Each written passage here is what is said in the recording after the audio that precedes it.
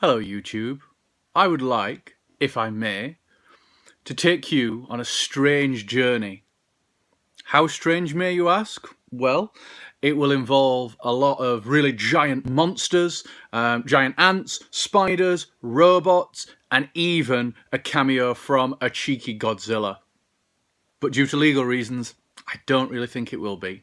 The video game series that I want to talk about is one that is one of my absolute favourites. I keep coming back to time and time again, no matter how repetitive the gameplay is, no matter how rubbish the graphics are. The gameplay is what's important here, and the games that I'm going to be talking about are Earth Defence Force. Well, what is Earth Defence Force and where does it start? It starts in Japan. It's from a PS2 line of games called the Simple series. Originally that series started on PS1.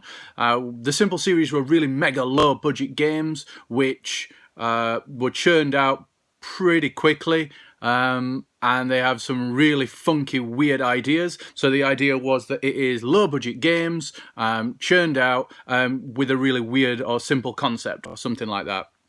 So the first game which came out, I'm not even going to try to pronounce the original name of it, did come over here to Europe. It was not out in America. Strange but true. The first game in the series over here came out as Monster Attack. A tricky one to get hold of, but absolutely amazing. So what do we do in Monster Attack? It's pretty simple. We have our character. You choose two weapons. You have infinite ammo for those weapons. It drops you into the level.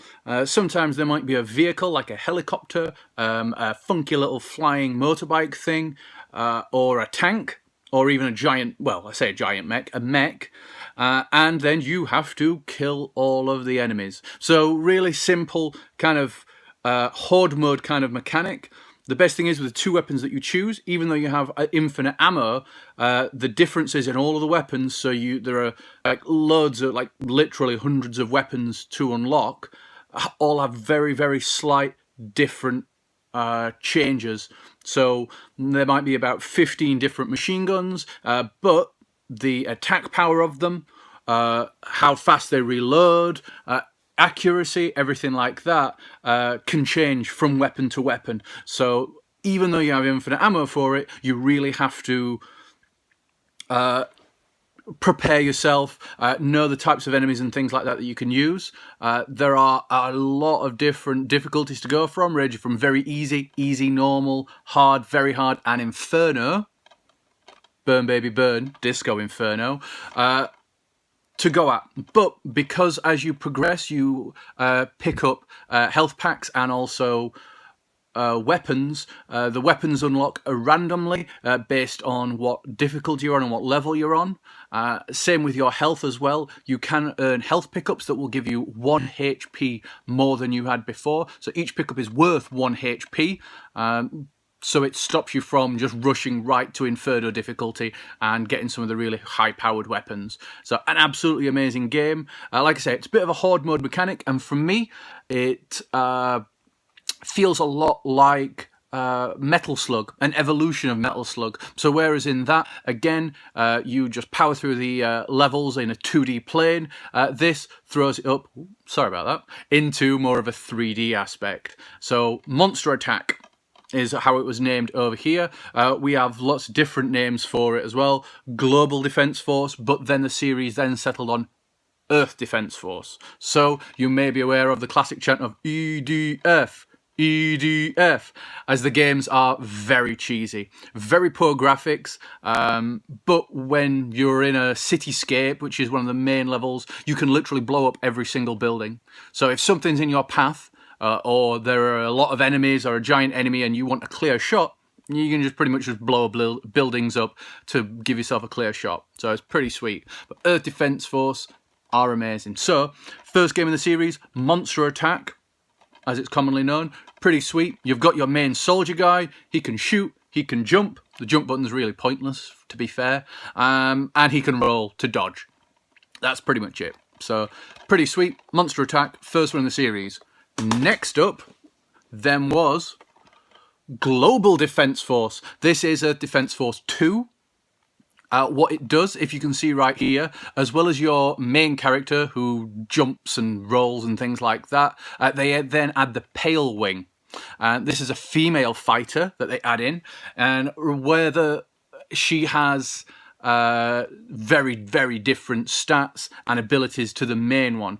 The main male guy, like I say, is your generic army guy. The Pale Wing, sorry to pander to gender things, but she is weaker, she is faster, and the main gimmick that she has is she has a jetpack, which means she can whiz around and fly on top of buildings and things like that. She does have an energy meter, and that energy meter dictates her jetpack, dodging, but also when she reloads with her weapons. So she has a standard clip, and whereas the normal guy will just reload as standard and a bar times across so that it indicates when he can reload.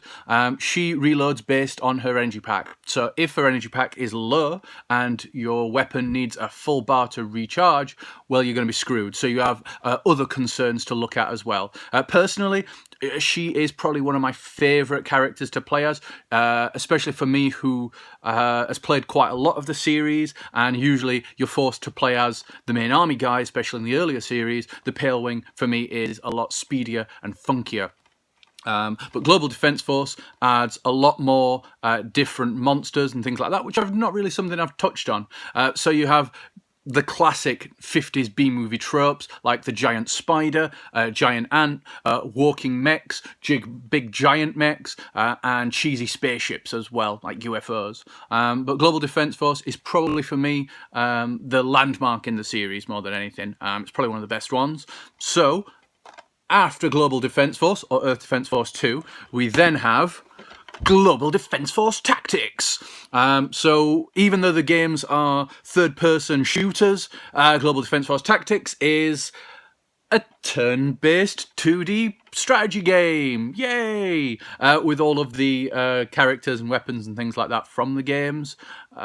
This one is a spin-off, but it is pretty funky. So the easiest, best way to describe it would be if you're familiar with something like Fire Emblem or something like that. That's essentially what this type of game is. It works on a grid on a map, and you move so many blocks forward. So imagine it like a funky video game chess. So Global Defence Force Tactics, pretty sweet one, pretty funky. Like I say, spin-off, so we don't need to fuss about that a bit too much. We then get to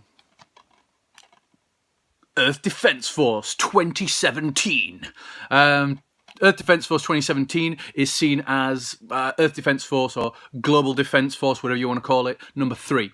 Earth Defence Force 3 is how this looks. For me, personally, I would probably say it's a remake of the first game. We don't have the Pale Wing, we have all the same, pretty much the same weapons and everything like that, but for some reason, it's classed as number 3. This is something that you'll find a lot in this series, a lot of remakes, rehashers, and things like that. So, on the 360, doesn't have Xbox Live compatibility, because that's the main thing, I think, which is absolutely amazing for these games, to play in co-op, especially when you can diversify. If you only take 2 weapons in there, if you've got another character who takes a different 2 weapons, well, that can spice things up and help things a lot more. This is where a lot of people got into the series as well, so this is why it's probably the fondest recognised. But like I said, Earth Defence Force 3, or a remake of number 1, as I like to call it, but this is pretty sweet, probably one of the definitive versions of it, really. Shame that they didn't do Global Defence Force. Remember, Defence Force 2 with the Pale Wing, flies around and stuff. Shame they didn't do her, but there we go. We then move on to Earth Defence Force Insect Armageddon. This came out on the PS3 and Xbox 360. It's made by Western developers, so it's probably looked on as like a dirty second cousin to the others. Not as good, but it does try and mix things up and spices things up with a couple of different things. And the god-awful story mode, which has been following us through the other games, is expanded on a little bit here. But essentially, it's still that Horde classic mode that you all know and love. In between those, we then have, for the PSP, only came out in Japan. Essentially, it's Global Defence Force, remember, that's Earth Defence Force 2, but on the PSP. You've got the same game there. It pretty much is playable. As I say, it is a horde mode, so you don't need to know too much. The only thing that would let you down with this one is that you don't really get what some of the stats are on the guns and things like that. But pretty sweet. So we've got that one. In between, we then had a remake of number 1, or Earth Defence Force 2017. This came out for the Vita. But again, pretty much same game, rehashed. You can see that things are starting to get a little bit lazy because we rehash 2, 1, but then we have Earth Defence Force 4, which adds, as well as the main fighter, you have the Pale Wing, you have this big hulking guy here who is more of a tank type unit, and also a Lancer, which is support. These guys added in really spices things up because then you can go online with other people and go into more in-depth co-op, and they start to get very specific defined roles. But still, I'm still going to use the Pale Wing, to be honest, because why not? It's probably the best one for me. After that, we then have... Are you ready? Oh, what's this? It's another remake of number 2. Yay! Number 2 is probably the most definitive and coolest of all of them because of the Pale Wing. Again, bias. But then we have... this one. So yeah, the first game was remade and ported on the on the Vita, but it's digital only. So that's why we have number 2, physical, as I like to call it, for the Vita. We then, yes, guess what? We then have this game once again remade and ported for the PS4. Same game as it was before, so you have your 4 different classes available to play on co-op. Not much to say about it, really. We're hoping for Earth Defence Force 5 to come out later on this year. We'll have to see. Hopefully it's not a remake or anything, or a port or a reboot like this one was, even though it's classed as number 3. I very much doubt it, but we'll have to see. I very, very much hope that you try these games out. I absolutely adore them. Like I said, they're perfect for co-op play, so that's the main best way to do it. Couch co-op, which is probably the greatest way you can play a game with a friend sat next to you. Like I say, really low budget graphics, really crap.